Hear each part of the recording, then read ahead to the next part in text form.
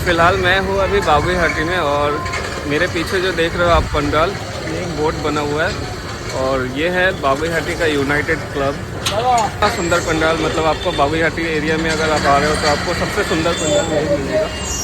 चलिए अंदर जाकर देखते हैं कैसा बना हुआ है। पहले आपको बाहर का नज़ारा दिखा दूँ यहाँ का। तो बाहर कुछ इस टाइप पे आपको दिखेगा।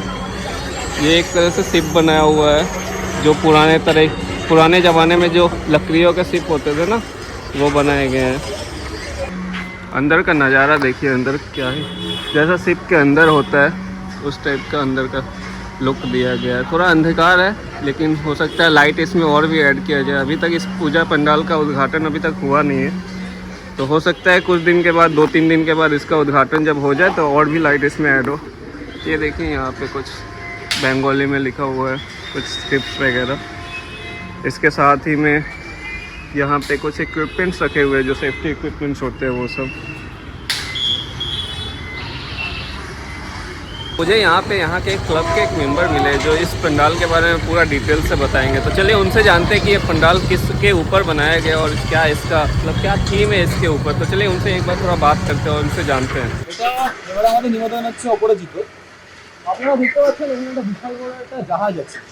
এখানে কিন্তু শুধু জাহাজ দেখানো হচ্ছে না, এই জাহাজটা হচ্ছে একটা ইন্ডাস্ট্রি। জাহাজের নিচে দেখতে পাচ্ছেন 3টে স্তম্ভ আছে। এই 3টে স্তম্ভের উপরে জাহাজটা মানে ইন্ডাস্ট্রিটা দাঁড়িয়ে আছে, ইন্ডাস্ট্রি ইকোনমিটা দাঁড়িয়ে আছে। এবার যদি আপনি দেখেন ওই স্তম্ভের ওখানে কিছু শিল্পর ওপর কাজ করা আছে, যেটা হচ্ছে ইন্ডাস্ট্রি কিছু শিল্প ফ্যাক্টরিজ। সো আপনারা যখন দেখবেন এই ফ্যাক্টরির উপর পুরো ইকোনমি, এই স্তম্ভের উপরে ইকোনমি ইন্ডাস্ট্রিটা দাঁড়িয়ে আছে, এটা হচ্ছে আমাদের প্রথমে দেখার ভাষাটা। তো জুট শিল্প শুরু হয়েছিল, সেই যে ইন্ডাস্ট্রি শুরু হয়েছিল 1855 সাল থেকে, ঠিক আছে। তো আমরা এই যে জাহাজটা আমরা দেখিয়েছি এটা তখন উঠছে। এবার যখন আমরা আস্তে আস্তে ঢুকছি, আপনারা এই জায়গাটা দেখতে পাবেন। এখানে হচ্ছে কিছু যারা আগেকার দিনের লোকেরা যারা কাজ করতো, এটা পড়ে কাজ করতো। এবার আপনারা জানতেই পারেন যে এইগুলো আছে মানুষ কেন নেই, কারণ ইন্ডাস্ট্রি আমরা যখন ঢুকছি এই দিকটায় তখন দেখা যাচ্ছে ইন্ডাস্ট্রি শেষ হয়ে গেছে, এখন নেই। কারণ আমরা যাচ্ছি কিন্তু জেন জি দিয়ে। এখনকার জেনারেশনে মডার্ন মেকানিজম, মডার্ন কিছু কাজের জন্য লোকেদের এখন মানে কোনো অস্তিত্বই নেই কাজ করুন। সো এটা আমরা দেখতে পাচ্ছি না, কাজটা এইভাবে হতো আগে, কিন্তু সেই শুধু ছায়াটাই রয়ে গেছে, আর মানুষ নেই। এবার যখন এগোতে পারছেন, এখানে দেখছেন মাছটা হাঁ করছে, খাবি খাচ্ছে। তো আমরা এই মাছটার সাথে এই আমাদের থিমটাকে সিঙ্ক করেছি। মানে ফ্যাক্টরি যখন এই যে কাজটা হতো আগেকার দিনে, এতই ভালো একটা মানে তখন একটা ইন্ডাস্ট্রি ছিল, বাট প্রেজেন্টলি এখন ইন্ডাস্ট্রিও খাবি খাচ্ছে। সো এটার সাথে সিঙ্ক করে আমরা সেটাও দেখাচ্ছি যে মাছটাও খাবি খাচ্ছে, মানে ওরা সাফার করছে এক্সিস্টেন্সের জন্য। তেমন ইন্ডাস্ট্রিটাও সমানভাবে এখনো সাফার করছে এক্সিস্টেন্সের জন্য, সেই অস্তিত্বটাই নেই এখন। আপনারা যেমন দেখতে পাচ্ছেন এই ফিগারটি, এখানে যেমন পুরো পেঁচিয়ে আছে, যেমন নর্মালি কোনো মানে পুরোনো জিনিস থেকে থেকে যেমন ধুলোবালি পড়ে যায়, তেমন এরকম এই ইন্ডাস্ট্রিতে এরকম মানুষের কাজকর্ম না থেকে থেকে এখানে ধুলোবালি পড়ে গেছে। ধুলোবালি পড়তে গেছে মানে একদম দেখুন যেখানে পুরো পেঁচিয়ে গেছে, ওদের জীবনটাই পুরো পেঁচিয়ে গেছে, কাজকর্ম নেই। আপনারা যখন মূল মণ্ডপে ঢুকবেন, আমাদের কিন্তু প্রতিমা, আর আমাদের এবারে প্রতিমা কলকাতার একমাত্র পুরো কাঠের তৈরি। হ্যাঁ, পুরো কাঠের ঠাকুর। আমরা দেখাচ্ছি এখানে পরিবেশ দূষণ জিনিস, কিন্তু কাঠের ঠাকুর কেন? আপনাদের আগেই বলে রাখি, গাছ কিন্তু আমাদের কোনো কাটা হয়নি, না কিছু ক্ষতিকার হয়েছে। আপনাদের ন্যাচারাল ডিজাস্টারে যেগুলো গাছ যারা সেগুলোকেই তুলে এনে যাতে এগুলোকে পুড়িয়ে না দেওয়া হয়, যাতে ওটাতে কোনো পলিউশন না ফর্ম করে। হ্যাঁ, আমরা এই গাছগুলোকে তুলে নিয়ে এসে আর্ট ফর্মে আমরা ক্রিয়েট করি, যাতে এটা ওয়েস্ট না হয়, যাতে এটা আর্ট ফর্মে আমরা এটা রিইনস্টল করতে পারি জিনিসটা। ये पूरा जो देख रहे हो आप लोग, पूरा ही यहाँ पे आर्ट जो है वो पूरा ही, ये सब पूरा जूट से बनाया गया है। ये छोटे छोटे जूट के जो रस्सियाँ होती हैं उनसे बनाई गई हैं। पूरा डिटेल्स में देख सकते हो, पूरा डिटेल्स में यहाँ पे काम किया गया है। और लाइटिंग भी इनकी क्या मस्त है, मतलब डिम लाइट है, एकदम डिम लाइट है, बहुत ही कम लाइट है पूरे पंडाल में, लेकिन जो पूरा पंडाल जो लग रहा है बहुत सुंदर लग रहा है। चलिए आपको और डिटेल्स दिखाता हूँ इस पंडाल का। यहाँ पे आप लोग देख सकते हो, ये जो पंछियाँ होती है, पंछियों का वैसा कुछ बनाया गया है, शायद पेड़ के साथ में पक्षियों का कुछ जो घोंसले होते हैं उनके लिए कुछ बनाया गया, वैसे थीम पे कुछ बनाया गया। और नीचे में ये देखो इसके जड़ों के पास देखो यहाँ पे दीप लगाए गए हैं, कितना ही सुंदर ये फील है। और ये पूरा जो पेड़ जो है उसके चारों तरफ इसको भी जूट से बनाया गया है।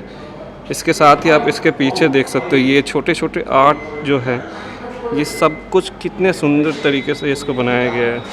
तो ये जो आप लोग पेंटिंग्स देख रहे हो, ये एक तरह से जो पुराने जूट के जो कारीगर होते थे उनके लाइफस्टाइल को इस पर दर्शाया गया है। कैसे वो लोग जूट बनाते थे, कैसे उसकी खेती करते थे, उसको एक पेंटिंग के रूप में इसमें दर्शाया गया है।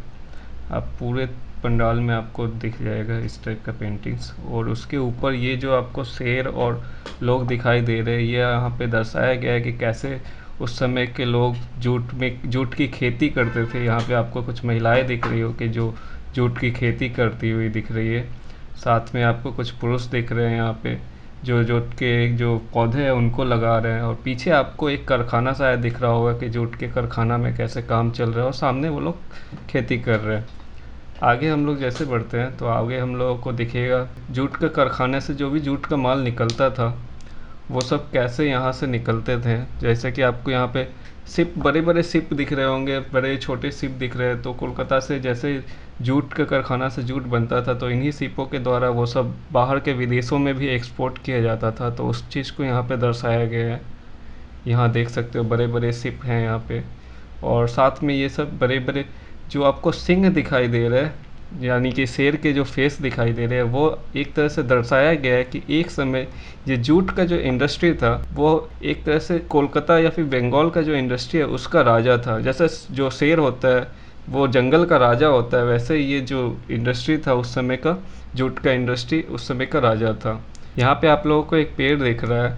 इस पेड़ को इस तरह से दर्शाया गया है कि फिर से ये जो इंडस्ट्री है वो फिर से नए रूप में इसको जन्म दिया जा रहा है। और उसकी लताएं जो है वो धीरे धीरे बढ़ते ही जा रही है। इसकी लताएं जो है वो ये दर्शा रही है कि ये जो इंडस्ट्री है वो धीरे धीरे पूरे दुनिया में फिर से वापस फैलती जा रही है।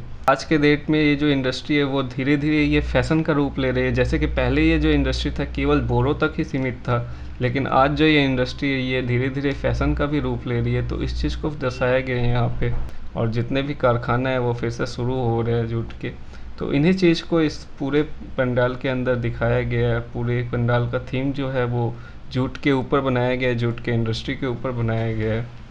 और जो दुर्गा प्रतिमा है वो भी आप देख सकते हो, बहुत ही सुंदर यहाँ पे दुर्गा प्रतिमा बनाया गया है। तो अगर आप बागुई हाटी एरिया या फिर एयरपोर्ट एरिया में आ रहे हो तो आपको यहाँ आना ज़रूर चाहिए। मतलब ये इतना अच्छा पंडाल, इतना अच्छा थीम के ऊपर बनाया गया है कि मतलब आप देख करके आपको बहुत अच्छा फील होगा।